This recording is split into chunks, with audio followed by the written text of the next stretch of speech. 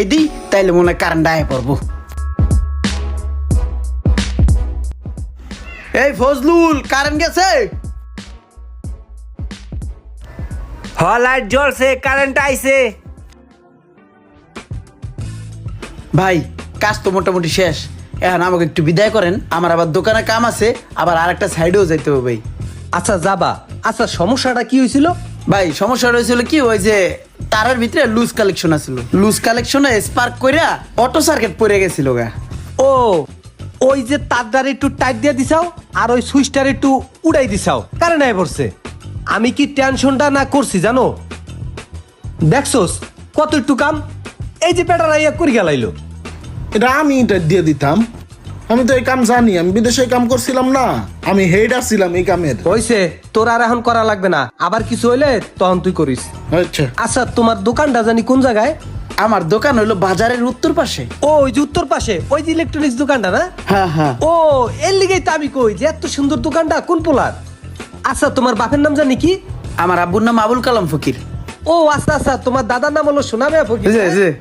আরে তুমি কবা না, তোমার দাদার লগে আমার যে খাতির আছিল, তোমার বাপের লগে আমার যে ওটা বহা, হে যদি হনে যে তুমি আমার বাড়ি কামে আইসাও, তাই অনেক খুশি হইবে। তাই ঠিক আছে, ঠিকঠাক হয়ে গেছে, তাই যাও আর একদিন আইও বেড়াইতেও, ঠিক আছে? ভাই আমি আসলে একটু ব্যস্ত, তো আমার বিলটা যদি দিতেন আমি চলে যেতাম গা।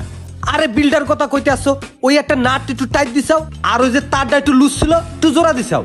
এই এতে তুমি যদি আমার তো বিল নাও, তোমার বাপ দাদা হলে আমার কি করবে জানো? তোমার মান সম্মানও থাকবে না, আমার মান সম্মানও থাকবে না।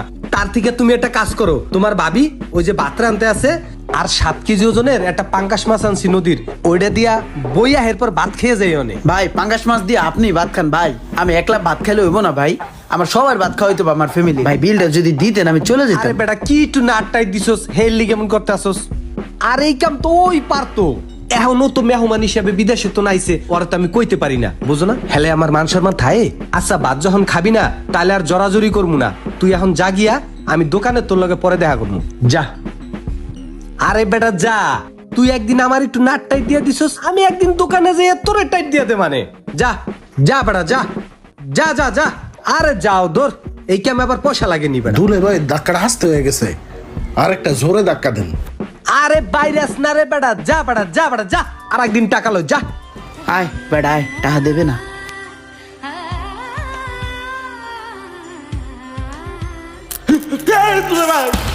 কিরে ঘটনা কি? ভাই কাম করতে পারি আর না পারি, আকাম তো করতে পারি। আমি প্রথমে আইয়াই ওই রুমে ঢুকিয়া শর্ট সার্কিট করে থুয়ে দিছি। যদি টাকা ঠিক মতো দিত তাহলে শর্ট সার্কিট যে ছুড়াই দিতাম। হ্যাঁ টাকা দেয় নাই, শর্ট সার্কিটও ঠিক করি নাই। যাই দেন শর্ট খাই একটা ব্যাটকাই রয়েছে, সকালে পালান।